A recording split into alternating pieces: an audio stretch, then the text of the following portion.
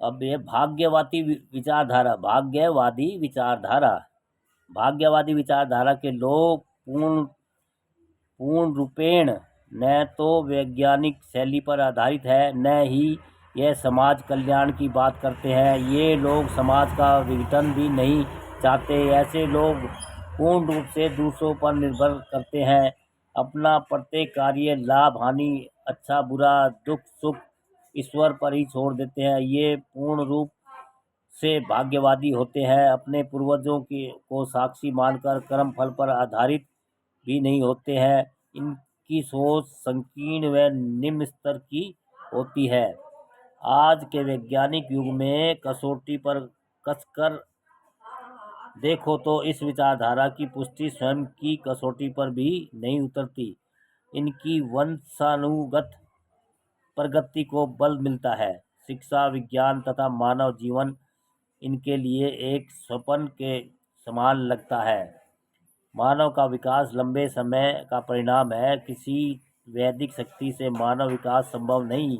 मानव पर प्राकृतिक वातावरण का ही प्रभाव है। प्राकृतिक वातावरण मनुष्य के लिए तथा संसाधन भी मानव विकास का मुख्य कारण रहा है। प्रकृति एक सत्य है।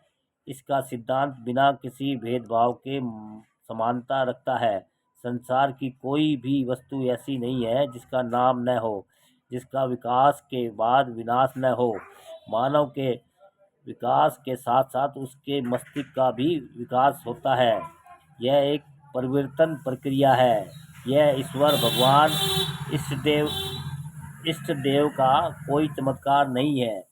इस प्रकृति परिवर्तन की प्रक्रिया को ईश्वरवाद और भाग्यवाद या किसी इष्टवाद के द्वारा संसार की रचना माने तो यह कोरी कल्पना मात्र ही है। अलग अलग विचारधाराओं में बढ़ने के साथ ही समाज अलग अलग संप्रदायों में बंटने लगा तथा उनका दिमाग अनैतिक कार्यों में विघटित होता गया। साथ ही मानव समाज ईश्वर, अल्लाह, प्रभु तथा एक दूसरे के विरोधी बनने लगे।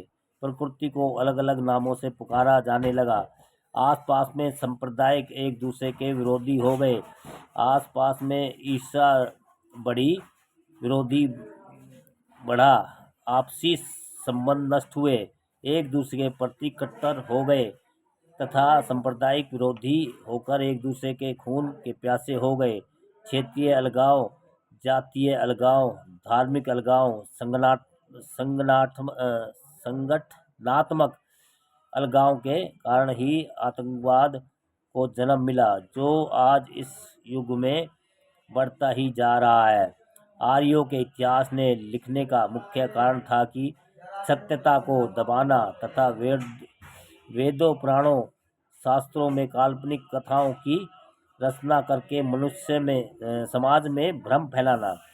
आर्यों ने तथा अन्य ने भी यह बताया कि मानव की उत्पत्ति का कारण प्रकृति नहीं परंतु उनके देवता, भगवान तथा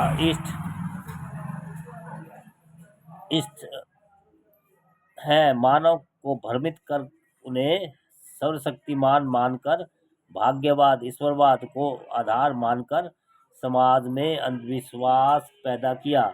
जिन लोगों ने इस विचारधारा को नकार दिया उन्हें नास्तिक बता दिया गया। भगवान तथागत बुद्ध ने ईश्वरवाद तथा भाग्यवाद का विरोध कर कर्मवाद को महत्व दिया। वर्ण व्यवस्था में जातिवाद को समाप्त कर समानता, मानवता तथा बंधुत्व को महत्व दिया। तथागत के विचार सकारात्मक विचारधारा के महत्व को प्रस्तुत करते हैं। इनको वैज्ञानिक दृष्टिकोण था। आज भी भारत की नहीं, विश्व के अनेक देशों की उनकी विचारधारा को महत्व दिया जा रहा है। अंधविश्वास, जातिवाद को समाप्त किया गया जिससे मानव व देश की प्रगति संभव हो सके। भारत में इस विचारधारा को समाप्त करने के लिए अनेकों भ्रांति फैलाई जा रही है। भवतो भव मंगलम दोस्तों। हाँ।